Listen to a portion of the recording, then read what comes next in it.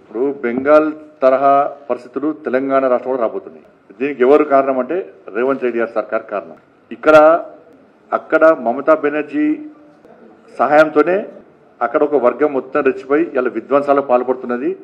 చివరకు మమతా బెనర్జీ కంట్రోల్ కూడా లేదు. ఇప్పుడు తెలంగాణ రాష్ట్రంలో కూడా రేవంత్ రెడ్డి సర్కార్ యొక్క ఆర్థిక సహాయంతోనే, వీళ్ళ ప్రోద్బలంతోనే, వీళ్ళ ప్రోత్సాహంతోనే ఈ తెలంగాణ రాష్ట్రంలో వక్ఫ్ సవరణ బిల్లుకు వ్యతిరేకంగా వాళ్ళు ఆందోళన చేస్తున్నారు. ఇది కంట్రోల్ తప్పితే రేవంత్ రెడ్డి సర్కార్ కూడా కంట్రోల్ చేయలేని పరిస్థితి వస్తుంది, శాంతి భద్రత సమస్య వస్తుంది. దానికి కాంగ్రెస్ పార్టీ ప్రభుత్వమే బాధ్యత వహించాల్సి వస్తుంది. వెనుక ఉండి నడిపించేది కర్త కర్మ క్రియ మొత్తం కూడా రేవంత్ రెడ్డి సర్కార్. మొత్తం మనకు అన్ని రకాల సాయం చేసి కూడా రేవంత్ రెడ్డి సర్కార్. ఇవాళ వక్ఫ్ విషయంలో వాస్తవాలను మేము ప్రజలకు సామరస్యంగా వాస్తవాలను ఇవాళ మేము ప్రచురించి సమాజానికి చెప్పే ప్రయత్నం చేస్తున్నాం. ఇవాళ ఏమైంది, ఇవాళ సెంట్రల్ వక్ఫ్ కౌన్సిల్ దాని నివేదిక ప్రకారం, రిపోర్ట్ ప్రకారము 8 లక్షల ఎకరాలకు పైగా వక్ఫ్ ఆస్తులు ఉన్నాయి దేశవ్యాప్తంగా. 10 లక్షల కోట్ల రూపాయలకు పైగా ఇవాళ విలువ వేస్తుంది. ప్రతి సంవత్సరానికి 12,000 కోట్ల రూపాయల ఆదాయం వస్తుంది. మరి ఏ పేదలకు చెందుతుంది ఈ ఆదాయము? ఏ పేదలు, ముస్లిం పేదలు చెందుతున్నది? ఇవాళ తెలంగాణ రాష్ట్రంలో 77,000 ఎకరాల వక్ఫ్ భూములు ఉన్నాయి, 5 లక్షల కోట్ల విలువైన ఆస్తులు ఉన్నాయి. ఇవాళ ప్రతి సంవత్సరము 1000 కోట్ల ఆదాయం వస్తుంది దీని ద్వారా రావాలి. ఇవాళ కేవలం 20% మాత్రమే దర్గాలు, మసీదులు మాత్రం ఉన్నాయి, మిగతా ఏడవైనాయి. మరి ఏ ముస్లిం పేదలకు చెందుతున్నది? ఇవాళ కేవలం ఓవైసీ లాంటి కుటుంబాలు, అటువంటి కుటుంబాలు బీఆర్ఎస్ లో ఉన్నాయి, కాంగ్రెస్ లో ఉన్నాయి.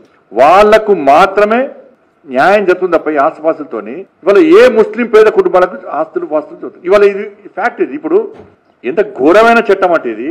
ఇప్పుడు మీకు నాకు చిన్న గొడవ జరుగుతుంది, నాకున్న ఒక ముస్లిం వ్యక్తికి గొడవ జరుగుతుంది ల్యాండ్ విషయంలో. నాకు టైటిల్ ఉంటుంది, డాక్యుమెంట్స్ ఉంటాయి, ఆయనకి ఏం టైటిల్ ఉండదు. ఆయన పోయి నేను వక్ఫ్కి ఇస్తున్నా అంటే కథం వక్ఫ్ ల్యాండ్ అది, నా టైటిల్ పనిచేయదు. ఇక టైటిల్ లేకుండా కూడా వక్ఫ్ ల్యాండ్ అవుతుంది, టైటిల్ ఉంటే నాకేం న్యాయం జరిగేది. వాళ్ళు ఇంత వాదిస్తున్నారు. అయోధ్యలో హిందువుల ఆరాధ్య దేవుడి రామాలయం, రాముడు జన్మించిన స్థలంలో రామమందిరం నిర్మించడానికి ఎన్ని కష్టాలు పడ్డాం. అప్పుడు ఏం ప్రశ్నించారు వీళ్ళు? రాముడు ఆనే పుట్టినా, రాముడు పుట్టిన గ్యారంటీ ఏంది అన్నారు వీళ్ళు. రాముడికే గ్యారంటీ అడిగారు. ఇప్పుడు ఏం గ్యారంటీ లేకుండా, ఆధార్ లేకుండా వక్ఫ్ భూమి అంటే వక్ఫ్ భూమి అవుతుంది. అది ఇదొక న్యాయం.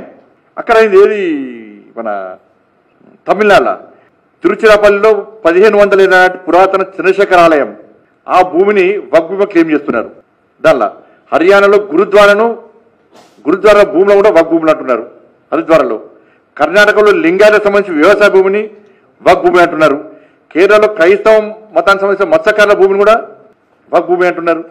ఇక్కడ చేవెళ్లలో కానీ, వికారాబాద్లో కానీ, మహబూబ్ నగర్లో కానీ ఇక్కడ అనేక భూములు వక్ఫ్ భూములు అంటున్నారు. లాస్ట్కు నేను ఒక ముస్లిం లీడర్ ఏం చేసిండు, పార్లమెంటు ఏర్పాటు కూడా వక్ఫ్ భూమిది అన్నట.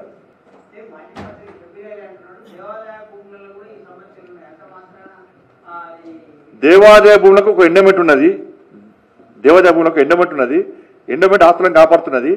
ఎండోమెంట్ ఆస్తులు దేవాదాయ భూములను కబ్జా చేస్తే ఆక్రమించుకోవాల్సిందే. నేనేమంటున్నానంటే హైడ్రా పేరుతోనే హంగామా వేసింది రాష్ట్ర ప్రభుత్వం. నేను రాష్ట్ర ముఖ్యమంత్రి గారికి చెప్తున్నా, మీకు ధైర్యము దమ్ముంటే, నీతి నిజాయితీ మీ దగ్గర ఉంటే చలో తెలంగాణ రాష్ట్రంలో వక్ఫ్ భూమి ఎంత, ఎవరి ఆధునంలో ఎంత ఉన్నది, ఎన్ని కోట్ల విలువైన ఆస్తి, దాని ద్వారా ఎంత ఆదాయం వస్తుంది, ఈ ఆదాయం ద్వారా ఎంతమంది ముస్లిం పేదలకు న్యాయం జరుగుతుందో చెప్పండి మరి అదన్నా. అది చెప్పండి అదన్నా. దమ్ముందా? అంత దమ్ముందా? మరి హాస్పిటల్ కట్టిర్రు, సరే హాస్పిటల్ కట్టిరంటే పేదలకు ఉచిత వైద్యం అంటే ఆడ పైసలు చెప్పడే. హాస్పిటల్ కట్టుకున్నారు, వైద్యం ఫ్రీ అందిస్తలేరు, పేదోని సాయం చేస్తున్నారు. ఉల్టా ఏమిస్తారు, దేశానికి బెనిఫిట్ బోనస్ టెర్రరిస్టులు ఇస్తున్నారు. హాస్పిటల్లో టెర్రరిస్ట్ ఆవరణ కల్పించి వాళ్ళని దేశానికి అప్పచెప్తున్నారు ఇవాళ. కానీ ఈ విషయంలో చర్చ జరగకుండా ఇది ఒక మత రంగు ములిపి ఏదో విధ్వంసాలు చేస్తారంటే ఇది మంచి పద్ధతి కాదు. ఇవాళ బెంగాల్ లాంటి పరిస్థితి తెలంగాణ రాష్ట్రంలో వస్తే దానికి కాంగ్రెస్ పార్టీ ప్రభుత్వమే బాధ్యత వహించాల్సి ఉంటున్న విషయాన్ని గుర్తుంచుకోవాలి. దీన్ని కంట్రోల్ చేయాల్సిన బాధ్యత కాంగ్రెస్ పార్టీ ప్రభుత్వం మీద ఉందని చెప్పి నేను విజ్ఞప్తి చేస్తున్నాను. అందుకే హైడ్రాను ఉత్సాహం చూపేటువంటి ప్రభుత్వము దాని మీద శ్వేతపత్రం విడుదల చేయాలి, విచారణ జరపాలని కోరుతున్నాను. నేను మొత్తం డీటెయిల్ రిపోర్ట్స్ అయితే ఉన్నాయి కదా తెలంగాణ రాష్ట్రంలో. వక్ఫ్ బోర్డు ఎక్కడెక్కడ ఎన్ని వేల కోట్ల రూపాయల ఆస్తులు ఎక్కడెక్కడ మొత్తం డీటెయిల్ రిపోర్టు ఆల్రెడీ ఉన్నది. దాని నుంచి వివరంగా శ్వేతపత్రం విడుదల చెప్పండి రాష్ట్ర ప్రభుత్వాన్ని.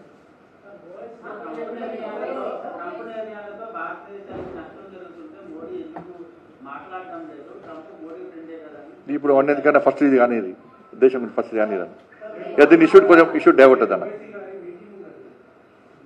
అది కాంగ్రెస్ పార్టీ పెడుతున్న మీటింగ్. అది కాంగ్రెస్ పార్టీ ప్రత్యక్షంగా పరోక్షంగా కాంగ్రెస్ పార్టీ పెడుతున్న మీటింగు. వీళ్ళిద్దరు ఒకటే, వీళ్ళు ముగ్గురు ఒకటే, బీఆర్ఎస్, కాంగ్రెస్, ఎంఐఎం. ఇప్పుడు లోకల్ బాడీ ఎలక్షన్స్లో ఏం చేస్తున్నారు? మా గౌతమ్ గారి మీద ఎంఐఎం పార్టీ పోటీ చేస్తున్నది, బీఆర్ఎస్ పార్టీ పోటీ చేస్తలేదు, కాంగ్రెస్ పార్టీ పోటీ చేస్తలేదు. ఇవాళ వీళ్ళిద్దరు కలిసి నిన్న అంటున్నారట, నిన్న రాహుల్ గాంధీ గారు ఇంటర్నల్ మీటింగ్లో రాహుల్ గాంధీ గారట ఎంఐఎం పార్టీకి దూరం ఉండాలని చెప్పి కోరిందట. నేనేమిటంటే ఎంఐఎం పార్టీకి దూరం ఉండాలని కోరితే మీరు ఓటింగ్కు దూరం కావద్దు. కాంగ్రెస్ పార్టీ, బీఆర్ఎస్ పార్టీ ఓటింగ్కు దూరం ఉండి డ్రామాలు ఆడితే మీరు ఎంఐఎం పార్టీకి దూరం ఉన్నట్టు కాదు. మీరు ఓటింగ్లో పాల్గొని ఎంఐఎం పార్టీకి వ్యతిరేకంగా ఓటు వేస్తేనే మీరు ఎంఐఎం పార్టీకి వ్యతిరేకం. ఓటింగ్లో పాల్గొని ఎంఐఎం పార్టీకి వ్యతిరేకంగా ఓటు వేస్తేనే మీరు ఎంఐఎం పార్టీ వ్యతిరేకం అన్నట్టు. లేకుంటే మేము ఓటింగ్ దూరం ఉన్నాం అంటే హిందూ సమాజం ఆలోచిస్తారు.